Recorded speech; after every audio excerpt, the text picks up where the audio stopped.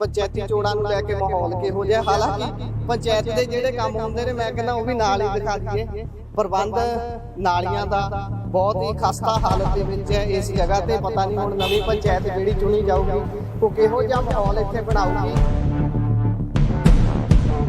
ਇਹ ਜਿਹੜੀਆਂ ਵੋਟਾਂ ਨੇ ਇਹ ਐਮਪੀ ਚੋਣਾਂ ਵਾਂਗ ਈਵੀਐਮ ਮਸ਼ੀਨ ਦੇ ਨਾਲ ਨਹੀਂ ਹੋ ਰਹੀਆਂ, ਬਲਕਿ ਇਹ ਬੈਲਟ ਪੇਪਰ ਤੇ ਹੁੰਦੀਆਂ ਨੇ। ਪੰਚਾਇਤੀ ਚੋਣਾਂ ਦੇ ਲਈ ਵੋਟਾਂ ਪੋਲ ਹੋਣੀਆਂ ਸ਼ੁਰੂ ਹੋ ਚੁੱਕੀਆਂ ਨੇ। 1 ਘੰਟੇ ਦਾ ਸਮਾਂ ਕਰੀਬ ਹੋ ਚੁੱਕਿਆ ਹੈ। ਪੂਰੇ ਪੰਜਾਬ ਭਰ ਦੇ ਵਿੱਚ 13,937 ਗ੍ਰਾਮ ਪੰਚਾਇਤਾਂ ਨੇ, ਜਿਨ੍ਹਾਂ ਦੇ ਵਿੱਚੋਂ 3798 पंचायतां दी सर्बसम्मति हो जाती है। ਜਿਹੜੇ सरपंच पंच ने वो सर्बसम्मति ਦੇ ਨਾਲ चुन ਲਏ ਜਾਂਦੇ ਨੇ ਤੇ ਬਾਕੀ ਬਚੇ ਹੋਏ 1 ਕਰੋੜ 33 ਲੱਖ मतदाता ਅੱਜ ਆਪਣੀ ਵੋਟ ਦੀ ਵਰਤੋਂ ਕਰਨਗੇ, ਵੋਟਾਂ ਪਾਉਣਗੇ।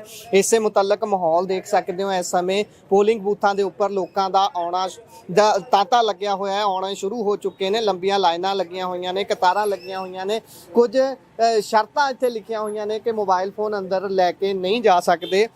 ਵੱਡੀ ਗਿਣਤੀ ਦੇ ਵਿੱਚ ਬਜ਼ੁਰਗ, ਨੌਜਵਾਨ ਤੇ ਜਿਹੜੇ ਨੌਜਵਾਨਾਂ ਦੀਆਂ ਤਾਜ਼ੀਆਂ ਪਹਿਲੀ ਵਾਰੀ ਵੋਟ ਦਾ ਵਰਤੋਂ ਕਰਨੀ ਹੈ ਜਿਨ੍ਹਾਂ ਨੇ ਉਹ ਪਹੁੰਚ ਰਹੇ ਨੇ। ਬਹੁਤ ਹੇਠਲੇ ਪੱਧਰ ਦੀ ਡੈਮੋਕ੍ਰੇਸੀ ਦੀ ਸਭ ਤੋਂ ਹੇਠਲੀ ਇਕਾਈ ਜਿਹੜੀ ਪੰਚਾਇਤ ਹੁੰਦੀ ਹੈ ਉਸ ਦੇ ਲਈ ਵੋਟ ਪੋਲ ਹੋ ਰਹੀ ਹੈ। ਇਸ ਦੇ ਵਿੱਚ ਆਮ ਤੌਰ ਤੇ ਮੰਨਿਆ ਜਾਂਦਾ ਕਿ ਬਹੁਤ ਵੱਡੀ ਗਿਣਤੀ ਦੇ ਵਿੱਚ ਵੋਟਾਂ ਪੋਲ ਹੁੰਦੀਆਂ ਨੇ।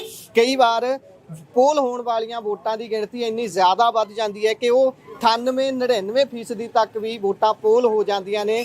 ਨਿਰਭਰ ਕਰਦੀ ਹੈ ਗੱਲ ਕਿ ਲੋਕ ਕਿਹੋ ਜਿਹਾ ਯਕੀਨ ਦਿਖਾਉਂਦੇ ਨੇ ਆਪਣੇ ਪਿੰਡ ਦੇ ਇਸ ਪੰਚਾਇਤੀ ਸਿਸਟਮ ਦੇ ਵਿੱਚ, ਡੈਮੋਕ੍ਰੇਸੀ ਦੇ ਵਿੱਚ, ਜਾਂ ਫਿਰ ਕਈ ਵਾਰ ਟਸਲਬਾਜ਼ੀ ਦੇ ਵਿੱਚ ਸਾਰੀਆਂ ਵੋਟਾਂ ਭੁਗਤ ਜਾਂਦੀਆਂ ਨੇ। ਇੱਕ ਵਾਰ ਮੁੜ ਤੋਂ ਦੱਸ ਦਈਏ 1 ਕਰੋੜ 33 ਲੱਖ ਮਤਦਾਤਾ ਅੱਜ ਆਪਣੀ ਵੋਟ ਦੀ ਵਰਤੋਂ ਕਰਨਗੇ। ਇਹ ਜਿਹੜੀਆਂ ਵੋਟਾਂ ਨੇ ਇਹ ਐਮਪੀ ਚੋਣਾਂ ਵਾਂਗ ਈਵੀਐਮ ਮਸ਼ੀਨ ਦੇ ਨਾਲ ਦੀ ਨਹੀਂ ਹੋ ਰਹੀਆਂ, ਬਲਕਿ ਇਹ ਬੈਲਟ ਪੇਪਰ ਤੇ ਹੁੰਦੀਆਂ ਨੇ।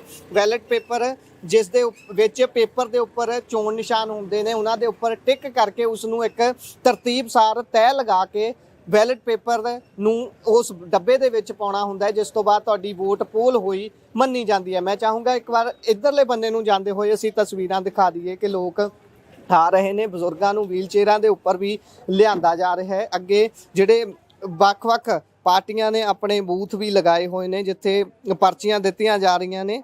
ਇਸੇ ਤਰ੍ਹਾਂ ਵੱਖ-ਵੱਖ ਥਾਵਾਂ ਤੋਂ ਤਸਵੀਰਾਂ ਲਗਾਤਾਰ ਸਾਹਮਣੇ ਆ ਰਹੀਆਂ ਨੇ ਕਿ ਪੋਲਿੰਗ ਬੂਥਾਂ ਦੇ ਉੱਪਰ ਕਿਸ ਤਰ੍ਹਾਂ ਦਾ ਮਾਹੌਲ ਹੈ। ਹੁਣ ਤੱਕ ਪੂਰੇ ਪੰਜਾਬ ਭਰ ਦੇ ਵਿੱਚੋਂ ਇਹੀ ਖਬਰ ਹੈ ਕਿ ਮਾਹੌਲ ਬਿਲਕੁਲ ਸੁਖਾਵਾਂ ਹੈ, ਬਹੁਤ ਚੰਗੇ ਤਰੀਕੇ ਦੇ ਨਾਲ ਪ੍ਰਬੰਧ ਚੱਲ ਰਿਹਾ ਕਿਉਂਕਿ ਕਰੀਬ 96,000 ਕਰਮਚਾਰੀਆਂ ਦੀ ਡਿਊਟੀ ਲੱਗੀ ਹੋਈ ਹੈ ਸਾਰੀਆਂ ਵੋਟਾਂ ਪੋਲ ਕਰਾਉਣ ਦੇ ਲਈ। 96,000 ਤੋਂ ਵੱਧ ਜਿਹੜੇ ਕਰਮਚਾਰੀ ਹਾਜ਼ਰ ਨੇ ਵੱਖ-ਵੱਖ ਪੋਲਿੰਗ ਬੂਥਾਂ ਦੇ ਉੱਪਰ। 8 ਵਜੇ ਤੋਂ ਲੈ ਕੇ 4 ਵਜੇ ਤੱਕ ਇਹ ਵੋਟਾਂ ਪੋਲ ਹੋਣੀਆਂ ਨੇ ਤੇ ਇਸ ਸਮੇਂ ਤੁਸੀਂ ਦੇਖ ਰਹੇ ਹੋ ਕਿ ਵੱਖ-ਵੱਖ ਥਾਵਾਂ ਦੇ ਉੱਪਰ ਵੱਖ-ਵੱਖ ਪਾਰਟੀਆਂ ਨੇ ਆਪਣੇ ਟੈਂਟ ਲਗਾਏ ਹੋਏ ਨੇ ਜਿੱਥੇ ਉਹ ਪਰਚੀਆਂ ਦੇ ਰਹੇ ਨੇ, ਪਰਚੀਆਂ ਦਿੱਤੀਆਂ ਜਾ ਰਹੀਆਂ ਨੇ ਤੇ ਮਾਹੌਲ ਬਿਲਕੁਲ ਹੀ ਇੱਕ ਤਰੀਕੇ ਨਾਲ ਵਿਆਹ ਵਰਗਾ ਹੋ ਜਾਂਦਾ। ਮੈਂ ਚਾਹੂੰਗਾ ਇੱਧਰ ਵੀ ਤਸਵੀਰਾਂ ਜ਼ਰੂਰ ਵਿਖਾਈਆਂ ਜਾਣ ਕਿ ਪੰਚਾਇਤੀ ਚੋਣਾਂ ਨੂੰ ਲੈ ਕੇ ਮਾਹੌਲ ਕਿਹੋ ਜਿਹਾ। ਹਾਲਾਂਕਿ ਪੰਚਾਇਤ ਦੇ ਜਿਹੜੇ ਕੰਮ ਹੁੰਦੇ ਨੇ ਮੈਂ ਕਹਿੰਦਾ ਉਹ ਵੀ ਨਾਲ ਹੀ ਦਿਖਾ ਦਈਏ।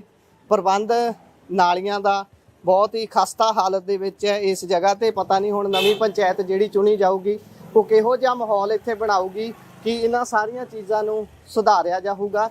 ਸੋ ਦੇਖ ਸਕਦੇ ਹੋ ਬੂਥ ਲੱਗਿਆ ਹੋਇਆ ਹੈ, ਬੂਥ ਦੇ ਉੱਪਰ ਸਾਰੇ ਬੈਠੇ ਹੋਏ ਨੇ। ਵੋਟਰਾਂ ਨੂੰ ਜਿਹੜੀ ਪਰਚੀਆਂ ਦਿੱਤੀਆਂ ਜਾਂਦੀਆਂ ਨੇ ਉਹ ਦਿੱਤੀਆਂ ਜਾ ਰਹੀਆਂ ਨੇ ਇਹਨਾਂ ਦੇ ਵੱਲੋਂ। ਮੈਂ ਚਾਹੂੰਗਾ ਇੱਕ ਵਾਰ ਕੈਮਰਾਮੈਨ ਦਿਖਾ ਦੇਣ ਕਿ ਕਿਸ ਤਰੀਕੇ ਦੇ ਨਾਲ ਬੂਥ ਸਜੇ ਹੋਏ ਨੇ। ਪੂਰੇ ਤਰੀਕੇ ਦੇ ਨਾਲ ਅਮਨ ਅਮਾਨ ਸ਼ਾਂਤੀ ਦੇ ਨਾਲ ਸਾਰੇ ਬੈਠੇ ਹੋਏ ਨਜ਼ਰ ਆ ਰਹੇ ਨੇ। ਕਿਸੇ ਵੀ ਤਰ੍ਹਾਂ ਦੀ ਟਸਲਬਾਜ਼ੀ ਫਿਲਹਾਲ ਤੱਕ ਪੰਜਾਬ ਤੋਂ ਕੋਈ ਵੀ ਤਸਵੀਰ ਇਹੋ ਜੀ ਸਾਹਮਣੇ ਨਹੀਂ ਆਈ ਜਿੱਥੇ ਇਹ ਘਟਨਾ ਕੋਈ ਸੁਣਨ ਨੂੰ ਮਿਲੀ ਹੋਵੇ ਕਿ ਫਲਾਨੀ ਜਗ੍ਹਾ ਤੇ ਕੋਈ ਅਣਸੁਖਾਵੀ ਘਟਨਾ ਵਾਪਰੀ ਹੈ ਜਾਂ ਫਿਰ ਕੋਈ ਟਸਲ ਸਾਹਮਣੇ ਆ ਰਹੀ ਹੈ। 1 ਕਰੋੜ 33 ਲੱਖ ਮਤਦਾਤਾ ਵੋਟ ਦੀ ਵਰਤੋਂ ਕਰਨਗੇ। 96,000 ਤੋਂ ਵੱਧ ਕਰਮਚਾਰੀ ਲੱਗੇ ਹੋਏ ਨੇ।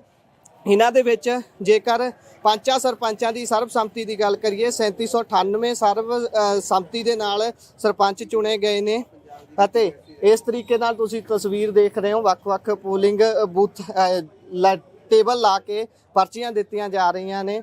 ਪੂਰੇ ਪਿੰਡ ਦੇ ਵਿੱਚ ਵਿਆਹ ਵਰਗਾ ਮਾਹੌਲ ਬਣਿਆ ਹੋਇਆ ਹੈ। ਹੇਠਲੇ ਪੱਧਰ ਦੀ ਜਿਹੜੀ ਡੈਮੋਕ੍ਰੇਸੀ ਹੁੰਦੀ ਹੈ ਉਸ ਸਭ ਤੋਂ ਹੇਠਲੀ ਇਕਾਈ ਜਿਹੜੀ ਹੁੰਦੀ ਹੈ ਪੰਚਾਇਤ ਚੁਣਨਾ, ਉਸ ਦੇ ਹੱਕ ਦੀ ਵਰਤੋਂ ਲੋਕ ਕਰਨ ਦੇ ਲਈ ਹੁਮ ਹੁਮਾ ਕੇ ਪਹੁੰਚ ਰਹੇ ਨੇ। ਪਿੰਡ ਦੇ ਵਿੱਚ ਜਿਸ ਤਰੀਕੇ ਨਾਲ ਘੁੰਮ ਕੇ ਦੇਖ ਰਹੇ ਆ, ਸਾਰੇ ਲੋਕ ਅਮਨ ਅਮਾਨ ਦੇ ਨਾਲ ਬੈਠੇ ਹੋਏ ਵੀ ਨਜ਼ਰ ਆ ਰਹੇ ਨੇ। ਕਿਸੇ ਤਰ੍ਹਾਂ ਦੀ ਕੋਈ ਟਸਲਬਾਜ਼ੀ ਹਾਲੇ ਤੱਕ ਇਸ ਪਿੰਡ ਦੇ ਵਿੱਚ, ਜਿਸ ਪਿੰਡ 'ਚ ਅਸੀਂ ਖੜੇ ਹਾਂ, ਜਲੰਧਰ ਦਾ ਇਹ ਪਿੰਡ ਹੈ, ਉੱਥੇ ਬਿਲਕੁਲ ਵੀ ਨਜ਼ਰ ਨਹੀਂ ਆ ਰਹੀ। ਸੋ ਤਸਵੀਰਾਂ ਤੁਹਾਨੂੰ ਅੱਗੇ ਵੀ ਵਿਖਾਵਾਂਗੇ।